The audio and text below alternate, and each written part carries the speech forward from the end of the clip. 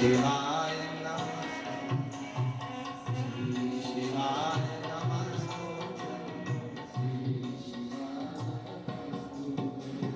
श्री शिवाय नमस्तुभ्यं श्री शिवाय नमः।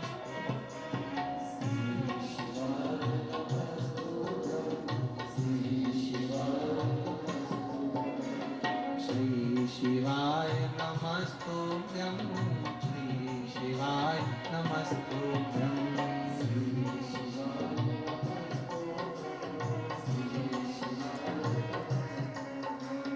श्री शिवाय नमस्तुभ्यं श्री शिवाय नमस्तुभ्यं।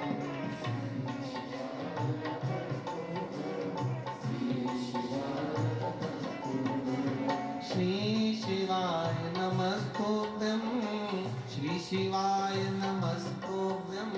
श्री शिवाय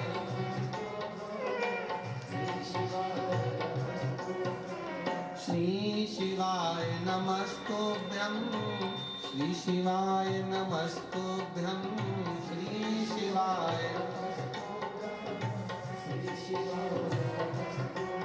ओ श्री शिवाय नमस्तुभ्यं श्री शिवाय नमस्तुभ्यं।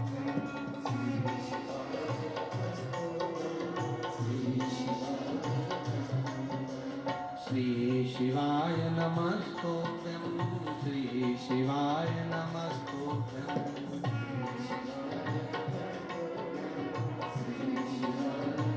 हर हर महादेव। भगवान शिव की कथा कर रही है। डाब को, कुसा को 3 जगह पर, पहला द्वार से अंदर प्रवेश करते समय सीधे हाथ पर कहीं पर भी रख सकते। दूसरा, पूजन का जो स्थान, पूजन की जो जगह हो, वहां अगर कुसा नहीं रख सको तो कुसा का आसन जरूर रखो। अगर कुसा नहीं रख सकते तो कुसा का आसन जरूर। तीसरा, रसोई घर के अंदर जहां पर परिंदा हो, मटका हो, हंडा हो, उसके आसपास में कहीं थोड़ी भी जगह हो, एक छोटी सी भी कुसा अगर अपन ने रख रखी है तो घर में कभी भी बड़ी बीमारी प्रवेश नहीं कर सकती। एक कुसा भी अगर हमने रखी है, एक डाब भी हमने रखी है,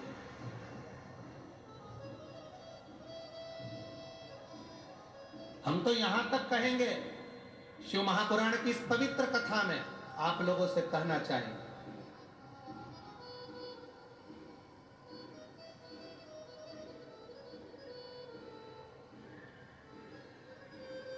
कभी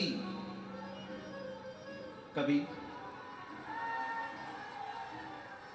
इस पवित्र कथा में अगर आप लोग स्मरण करेंगे तो कभी जिंदगी में आप कोई बड़ी जांच कराने के लिए जा रहे हो कि डॉक्टर ने बोला है कि इनको ये बीमारी हो रही है, इनको ये रोग हो रहा है, इनको ये तकलीफ।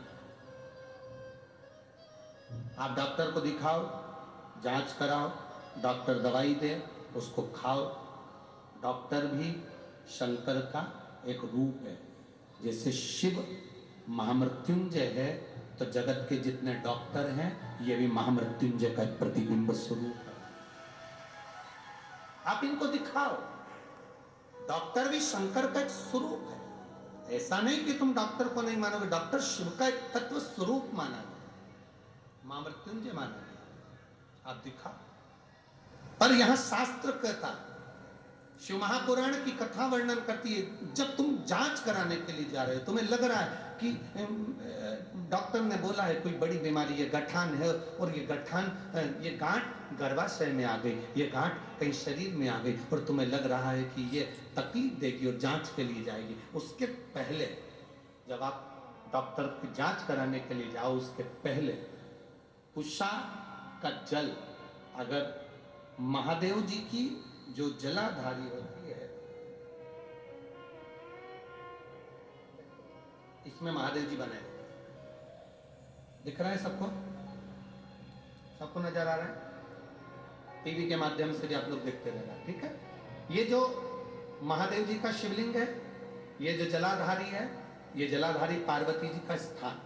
इसके बीच में एक लाइन है, वो अशोक सुंदरी का स्थान। राइट में गणेश जी, कार्तिकेय जी।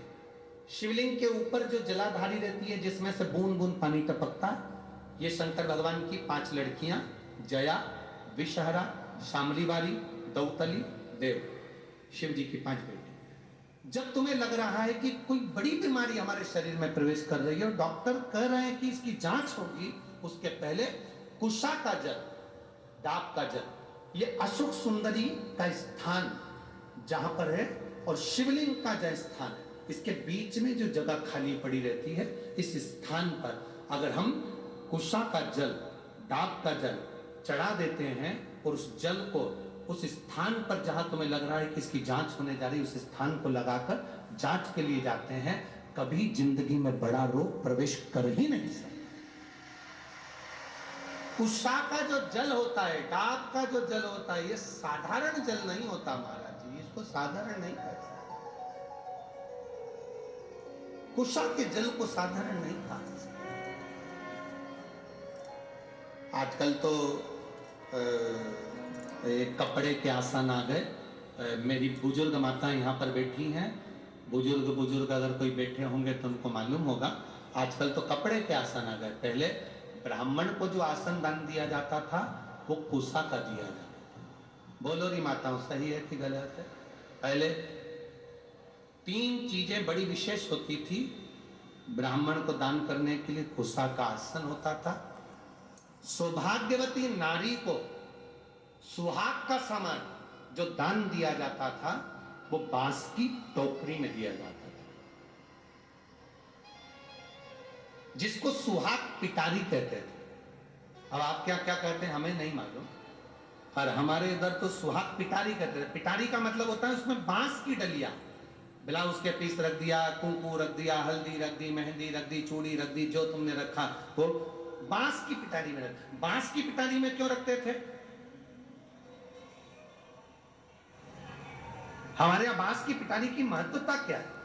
हमारे यहाँ सनातन हिंदू धर्म में बहुत सी चीजें हैं जिसकी बड़ी महत्वता है महाराज। जैसे शादी के मंडप में बांस लगाना, वंशकार समाज के जो भाई होते हैं जो बांस का काम करते हैं, लोग भले कुछ भी कहें कि ये वंशकार है, ना ना ना, शिव महापुराण की कथा कहती है वंशकार बांस की डलिया का निर्माण करता है। जैसे बांस कभी समाप्त नहीं होता, लगा हुआ बांस में से बांस कटता जाता है, बांस फूटता जाता है, बांस कभी समाप्त नहीं होता।